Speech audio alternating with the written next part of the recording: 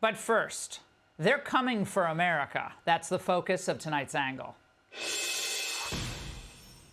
Now, Neil Diamond's song, America, from 1980, was a tribute to the immigration story of our country.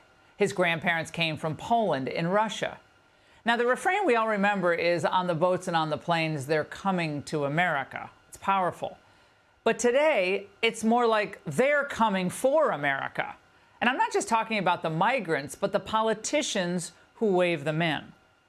Now, back in 2015, Trump knew what was already happening. The U.S. has become a dumping ground for everybody else's problems. When Mexico sends its people, they're not sending their best. They're sending people that have lots of problems, and they're bringing those problems with us. They're bringing drugs, they're bringing crime, they're rapists, and some, I assume, are good people. Well, his comments sparked fury from Democrats and some establishment Republicans as well. They called him xenophobic, even cruel. Of course, most Americans can now see that Trump was right. And with each life lost to a criminal alien, with each job lost to an illegal, we see what real cruelty is. It's keeping policies in place that guarantee the suffering of our own citizens. So by throwing open the southern border in January 2021, Biden created a glide path into America for the worst of the worst. This freak, Jose Ibarra, this barbarian, Victor Martinez Hernandez, and now this animal, Christian Giovanni Ingalandi. He was just arrested in the brutal rape of a 13-year-old girl in New York City in broad daylight. He is a male Hispanic, 25 years old. He is of Ecuadorian descent. We know that he entered the country from Ecuador through Texas, through Eagle Pass, Texas, back in June 25th of 2021. The charges are going to be as follows. For our female victim, rape, sex abuse, robbery in the first degree, menacing, unlawful imprisonment, kidnapping, endangering the welfare of a child, and possession of a weapon. Turns out this rapist has been arrested before, of course, at the border in Texas, and then, according to Biden's policies, caught, then released. And there were 3 encounters with the NYPD as well, 1 domestic violence incident, no arrest there. Now, in these insane sanctuary cities, illegals will be often released to just wreak havoc on the community, unless maybe, if you're lucky, they're pegged with a particularly heinous crime, or one that embarrasses liberal politicians. So how many victims does that type of approach leave behind? Well, Democrats don't know, and they don't care. Do you think that Alejandro Mayorkas or anyone in the Biden White House loses 1 wink of sleep over these savage attacks? Of course not. But Donald Trump does. When I'm reelected, we will begin removing these criminals, these horrible people from our midst, and we'll end up doing it immediately. We're going to do it immediately. It's not like we have a choice, right? Do we have a choice? We're not going to live like this. Well, we will live like this, and a lot worse if Biden remains in office. Now, the Democrats' sole focus, and everyone has to understand this, is to fast-track as many migrants from across the globe into the United States as possible. In order to do what? Well, in order for the Democrats to remain in power and then to keep down wages for their big donors. Since, of course, they can't publicly defend that policy, and that is the policy, always expect them to try to dress it up and make it all as confusing as possible. Remember, a few weeks ago, it was Biden's sham border enforcement order that changed absolutely nothing. And back in February, it was the sham bipartisan immigration bill. Yeah, that would have let in like 1.8 million a year. And today, a Biden legalization giveaway to hundreds of thousands who broke immigration law when they entered the country or overstayed their visas. And by the way, all of this is just for starters.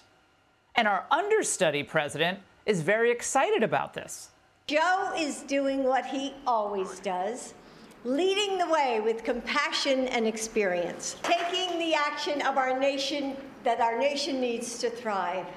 Today, Joe is helping our country continue reaching for the dream of America. Yeah, your dreams mean nothing, but the dreams of foreigners, they're always priority number 1. But as usual, it's zero compassion from Joe or any of those people standing up for American citizens. And then there was self-congratulatory gobbledygook.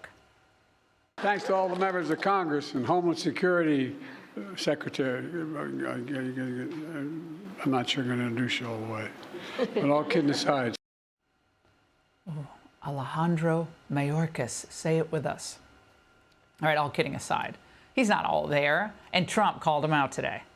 This Biden amnesty is a direct attack on American democracy, and yet another example is how Biden and his communists are demolishing our constitutional system and replacing it with a corrupt and fascist regime. These are fascists. These are bad people. And I don't think he's calling the shot. The Biden betrayal is not going to stand. When I'm reelected, Joe Biden's illegal amnesty plan will be ripped up and thrown out on the very first day that we're back in office. Now, anyone supporting Biden's open borders have blood on their hands. And everyone who lined up behind Biden today insults immigrants who follow the rules and insults Americans who pay the bills. This step builds on other actions we've taken to support dreamers, from defending dreamers in the courts and expanding access to health care for millions of Americans under the Affordable Care Act, including for dreamers. Does this man think that any of the rest of America, people who are citizens and came here legal, do they have any dreams? Or can we just say tonight that those dreams don't count? That's the truth. To them, they don't count. And I want you tonight to ignore the so-called hoops that any of these foreigners will have to supposedly jump through to get legal status and eventually vote. Things like 10 years in the United States, married to a U.S. citizen, not a danger to society. Look, none of this matters. Just like the border itself, none of it will ever be enforced. And you can always wave in exceptions to any rule. So the specifics don't even matter. Whatever number they're estimating of the number of illegals now eligible under this new amnesty for legal status and then ultimately voting rights, whatever number that is, triple it. This is all like it's a bad game of three-card Monte. Sometimes they may talk about enforcement measures. Sometimes they'll pretend to want to work with Republicans on an immigration bill. And sometimes they'll do a broad amnesty like today. What they're doing is trying to lower wages and turn the entire country into something akin to California, where there's a super Democrat majority, permanent. Now remember, they think it's actually immoral for any of you to want to keep anyone out of the country who wants to come in. And their donors will always, and I mean always, want more illegals because why pay an American $20 an hour when you can pay an illegal $15? Joe Biden wants to be the president for illegal aliens, but I will be the president for law-abiding Americans, every background, every walk of life, every race, religion, color, and creed. I'll be the president. Democrats want to build a country with a wealthy ruling class and then everyone else just scrambling for the scraps. You want to know what that looks like? Just come to Washington, D.C.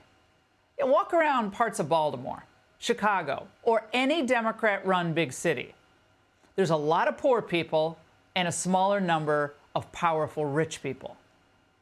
Biden's immigration giveaways, the open border, the Ukraine war, a sinkhole in Ukraine, student loan handouts, all of it, on top of all the chaos, is contributing to this budget deficit that is driving us toward the cliff's edge. That's no exaggeration, by the way.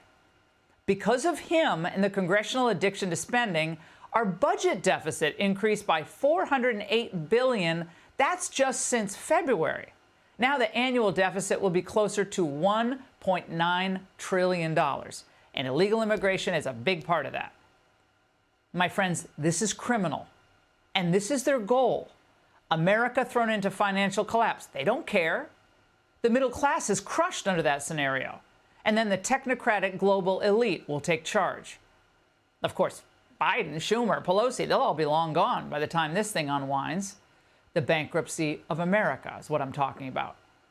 And I think they want the hole so deep and the spending so entrenched that even Donald Trump can't turn it around. Well, we must. They're coming for America, and we must use every legal stop, every way we can that's legal to slow them down. That's lawsuits, do that now, and a more meaningful fix on Election Day. And that's The Angle. Hey, Sean Hannity here. Hey, click here to subscribe to Fox News YouTube page and catch our hottest interviews and most compelling analysis. You will not get it anywhere else.